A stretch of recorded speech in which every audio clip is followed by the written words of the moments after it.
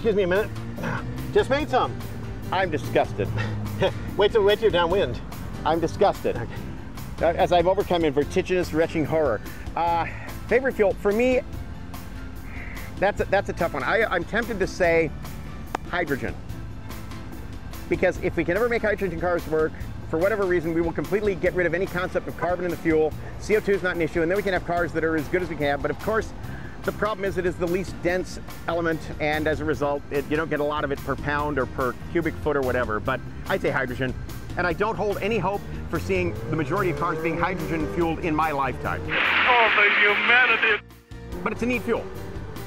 Yeah, what Jim said on hydrogen is right, but I mean, if you're talking about something you can have for the here and now, and we're talking about things that weren't made before, there was a proposal back in the early 90s to do what was called Phase 4 gasoline in the state of California. Remember that? Right. And it was to drop the RVP, the read vapor pressure of gasoline, astronomically low. So low that if you put it in a car with a carburetor, the car would not run. Right. You couldn't aspirate it without fuel injection and high pressure. Exactly. And it was a system, is it the one you have for the long run? No.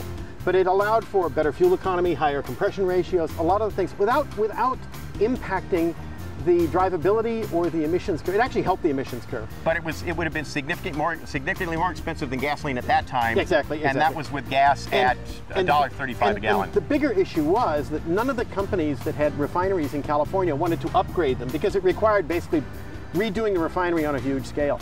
But when it was put forward, a lot of car companies liked it because the car company viewpoint, when I was at Mazda, the viewpoint we had was, we've done a hell of a lot on our side with emissions. Why can't the guys supplying the fuel now come at least up to our level? It's easy because the oil companies have a much more effective lobbying campaign. Yeah, and that's why onboard vapor recovery ended up on the cars instead of at the pump. Exactly. So, you know, lobbies win. But no, that'd be my choice.